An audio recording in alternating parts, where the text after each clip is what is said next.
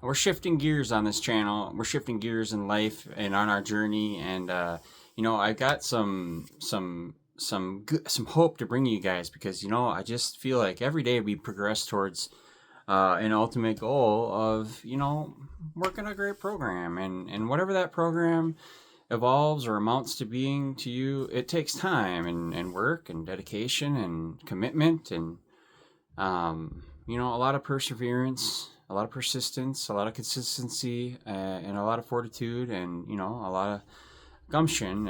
And where are we getting all that if we're not getting it from within? I think a lot of us seek outwardly for it, right? We try to grasp any little thing, and sometimes when we do that, we get a hold of something that might resemble what we're looking for, but it might not be exactly that. And so we got to live through trials and errors. And me, you guys know me, I'm a spiritual person, a spiritual guy. And when I see people on other channels or other platforms or outlets spreading fears, near and doom and gloom, that to me seems like it's more mainstream media type stuff, right? That's the mainstream belief that there's an asteroid coming that's gonna hit us at any moment. We're all gonna whatever. It's just it's ongoing, right? And the media is like that too. They also like to portray that we need to go to them for every little tidbit of information that we need. And so that's how we ended up getting indoctrinated with some of the stuff that we end up then repeating to the masses, thinking that we're doing some sort of service to the world by making videos telling people that there's going to be an asteroid coming any day now. And and then when that doesn't happen, they move on to the next calamity, and then they proceed to the next, and they don't ever come back on and say, you know what, I was wrong about that. That asteroid didn't hit Earth, and we didn't go into a dark winter, and there wasn't a catastrophe, and it wasn't apocalyptic. And they don't ever come back on here and do that. And so this is going to be posted on my YouTube channel because there's a lot of people out there that want to spread the message of hope, and that means having that hope, right? Because you ain't going to be able to give anything to anybody unless you got it yourself. That's just flat out truth, right? So maybe these people that are spreading that fear have the fear themselves, and they're ultimately trying to get other people to be in fear too, because they don't know how to get themselves out of that fear. Well, the one way that I had to find a way out of recovery, or out of active abuse and into recovery, was hope, right? It was the inspiration to surrender, right? To admit that, maybe I mucked this up a little bit, and there's no time like the present to get that second chance, right? That's what we talk about on this channel a lot. It's the second chances that we get by staying committed to the truth, right? Doing the next right thing, and always seeing that there's always opportunity to do better, right? We're not perfect people. We're creative, we're imaginative, we're dedicated, committed, we're honorable, we're ethical, we're moral people, right? Some of us are, most of us are, but we're not perfect. We make mistakes, and when we start to grasp at things to make those mistakes go away, I think we start to things start to fade a little bit, because we need to be going inward, right? We need to be seeking inward, and learning new ways and developing new patterns and behaviors of getting ourselves out of that. And that comes in therapy, prayer, meditation, time, effort, consistency, like we talk about on this channel so much. If I see something, I say something. I'm not always the nicest or most, I can work on that part, but it also provokes thought, and it creates attention, and people see that and they think, whoa, wait a minute. So what it's doing for me is it's provoking thought. And then when I provoke thought in people, it either will anger them, they'll just be neutral, they'll ignore it, or they'll agree. It's one of those three things that people do. And so sometimes when people disagree, it's okay to agree to disagree, but we want to try to shed light on things that I don't think are right? Truth. For me, truth is that we have hope, and that today, the world isn't going to end today. That's all I know, is that the world doesn't have to end today, because we're in it, you guys. So I think we need to stay focused on the positive. I think spirituality and the divine is so much bigger and greater and grander than we could even ever imagine. And so when we start to harness that, we start to exhibit some of the things that people like and that people want. Even myself, I'm like, wow, this is something I can get used to. But it takes effort, it takes time, and you have to gain more knowledge, because through that knowledge you're going to gain is going to be insight, right? And insight is going to allow us to better actions and better thoughts, better thinking, and better ways and means of being a human, being a spiritual human at that. And so, I'm going to steer away from the AA readings for now. I don't feel led at the moment to share them. I'm kind of going through I'm kind of going through what I'm going through with AA now, what I've been through with a few other groups, organizations, or things that I thought were just the be all and end all. It was like that was it. But I'm finding that there's just so much more out there, and so I don't ever want to pigeonhole myself or the channel into one sect of the pie, right? One piece of the pie. I kind of want the whole thing. I kind of want my recovery to experience the whole pie. I don't want to be segmented into these different sects or different areas, because although I learned a heck of a lot, I don't think that that's where it starts and ends.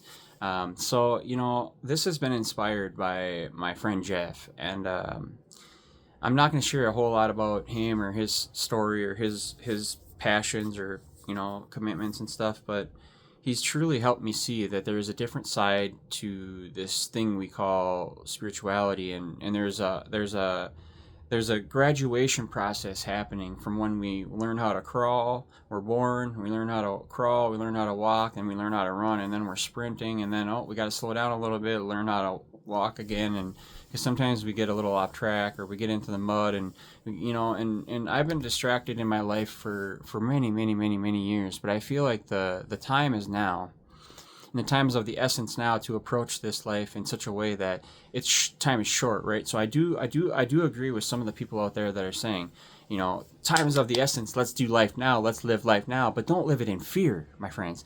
Don't live life in fear. Don't live life in a box that we put ourselves in. The media puts ourselves in. The government puts ourselves in. These agencies put us in these little boxes, and they want to keep you in the box. So it's like the Truman Show. They try to keep you scared. They try to keep you in town, right? They try to keep you in that box. Truman Show. If you've ever seen the movie The Truman Show, you'll know what I'm talking about. For those who don't know, I'm going to kind of explain the allegory piece by piece. The Truman Show is a movie about a real person who is trapped inside of a dome. Inside of that dome, his life is observed like a TV show. Every single thing in his life or in his town, Sea Haven, is a set or a set piece. And every single person in his life is an actor that's there to keep him in this world by pretending that everything is real. So everyone is in on it except him. The first place you see allegorical meaning is in the name Truman, which very obviously says true man, the true person or true man in the situation or in the fake world. And all of these things infuse life into a ritual, and all of these elements are used to keep the various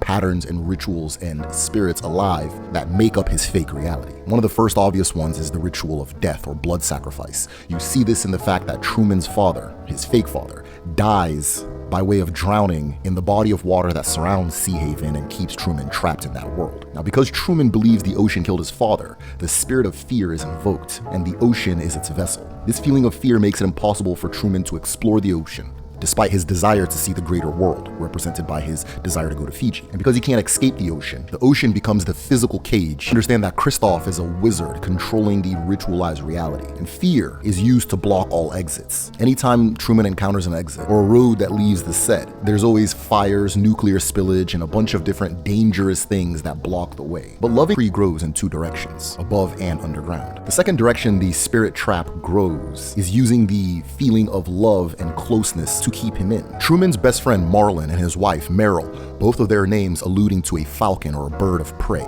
both use gaslighting and redirection as well as memories to keep him from asking crucial questions. As the strangeness of his reality starts to become more obvious, these two use the relationship they have with him to draw him away from moving towards the truth. And remember that aspect, moving towards the truth, because that's going to tie things up in the end. Now listen to this. A lot of things help Truman realize that he's in some type of simulated or ritual reality. But one of the ones that make it loud and clear are when the character Lauren Garland, Lauren meaning true, and Garland being a wreath of flowers, so something along the lines of true nature, tells Truman that everything is fake, confirming the suspicions that were already starting to build. This of the visuals such as the sky, true wisdom and true intellect that are represented in the scene where Truman finally hears the radio signals that all of the actors hear, which informs them of his movements and his positioning in the simulation. So once Truman is suspicious enough that something is not right, Truman starts moving towards the truth. Truman drives through the spirit of fear,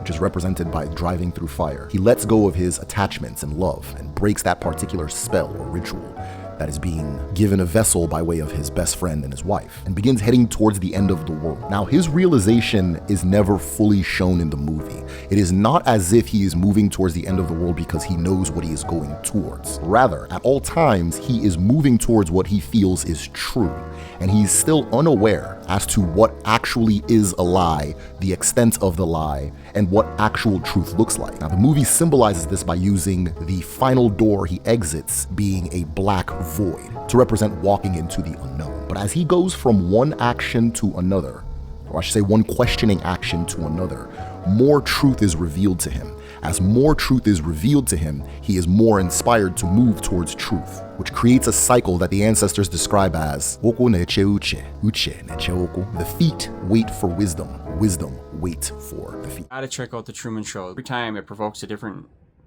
question or an inquiry on how maybe wow, that is really interesting, because there is a dynamic orchestra of things happening in our lives, divine and otherwise, and so it's being orchestrated, and it all goes off without a hitch, right? We're all here to tell the tale. We're all here to tell each other that, hey, there is hope. Well, not all of us, but I'm here to tell you, and this channel is here to tell you that there is hope, and we have to live on that hope. So let's leave the legacy of hope instead of fears near, doom and gloom. And I like what my friend posted the other day. Let's try to be the ancestor that our people that we leave behind are going to pray to for help, right? Let's try to be people that other people are going to try to be like, or lead by example, and show these other people that there are things in this life that we can do, and it isn't going to happen on the couch. So, you know, when I go back through and edit these, I listen to these videos, and sometimes I got to take some stuff out because it's just too much. But a lot of the stuff I leave because I love talking to you guys from the heart. And this channel has been such an eye-opening thing for me, and it's inspired so many people. They've told me that they've said, "Hey, I watch your videos regularly, and although we're gonna get away from the AA message, I think that we're gonna find our own thing here." And hey, bud. And I'm super excited to be on this journey with you guys, and we got a lot of eyes and ears listening and watching. And so, you know, I'm still a work in progress.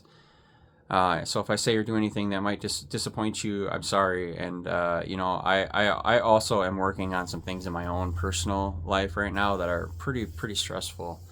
There's some ongoing stuff that was no fault of my own, and it's ongoing, and it's stuff that we're dealing with, and it's not stuff that I can necessarily share, but it does have an impact on my, you know, the way I am, the way I carry myself, you know, our privacy and stuff like that. And so, you know, I just hope that you guys are inspired by the messages, and if there's anything that I've said or done in any of these messages that might prove otherwise, please bring it to my attention.